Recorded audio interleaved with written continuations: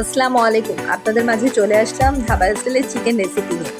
তো আমার যা যা উপকরণ লাগছে, আমি বড় সাইজের 5টা পেঁয়াজ এখানে বড় বড় টুকরা করে কেটে নিয়েছি। 4টা টমেটো 2 ভাগ করে কেটে নিলাম।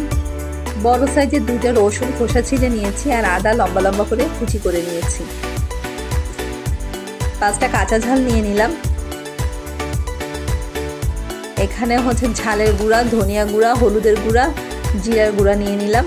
আর কিছু গোটা মশলা, গোলমরিচ, এলাচ, লং, দারচিনি, তেজপাতা আর জিরা নিয়ে নিলাম। আর 1 কেজি পরিমাণ চিকেন নিয়ে নিচ্ছি। তো চলুন এখন আমরা রান্না করতে যাই। প্রথমেই প্যানে আমি তেল গরম করে নিয়ে গোটা মশলাগুলো দিয়ে দিচ্ছি। তো এই পর্যায়ে আমি চিকেনের পানিগুলো ঝরায় নিয়ে এখানে দিয়ে দিলাম, দিয়ে হালকা একটু ভাজা ভাজা করে নেব।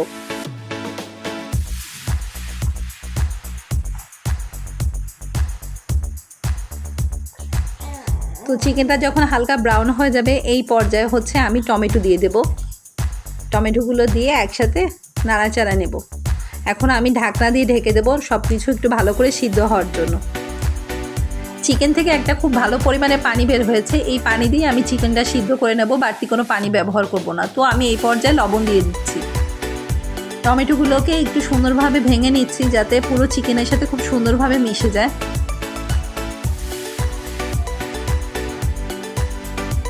এখন আমি কেটে রাখা পেঁয়াজ, রসুন, আদা সব কিছু দিয়ে দেব। সুন্দর করে নাড়াচাড়া করে নেব।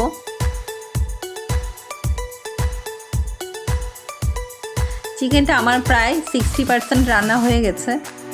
আদা, রসুন আর পেঁয়াজ পেস্ট দিয়ে দিচ্ছি। আমি এটা উপকরণের সময় দেখাতে ভুলে গিয়েছিলাম। এই পর্যায়ে গুঁড়া মশলাগুলো সব মিক্সড করে নেব। আচ্ছা, এই রেসিপিতে কিন্তু আমি হলুদের পরিমাণটা খুবই কম ব্যবহার করেছি, যার জন্য একটা অন্য টাইপের কালার আসবে। আর হলুদটা বেশি দিলে এই সুন্দর কালারটা আসলে আসবে না। তো আপনারা সবাই যারা এটা ট্রাই করবেন হলুদের পরিমাণটা কিন্তু কম দেবেন।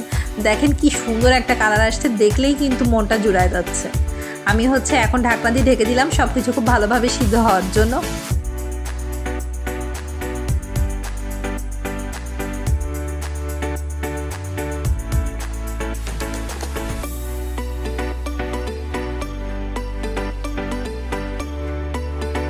এখন হচ্ছে আমি কাঁচা ঝাল অ্যাড করে নেব।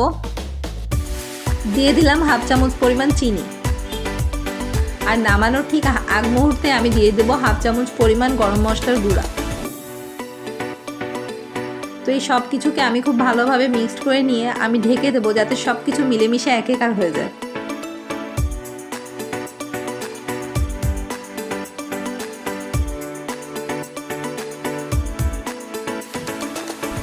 এই যে দেখুন আমার ধাবা স্টাইলের চিকেনটা কিন্তু একদম রেডি। তো এইভাবে করে কিন্তু আপনারা রুটি, পরোটা, ভাত, পোলাও যেটার সাথে খুশি খেতে পারেন। এখন আমি আপনাদের সামনে পরিবেশন করে দেখাবো।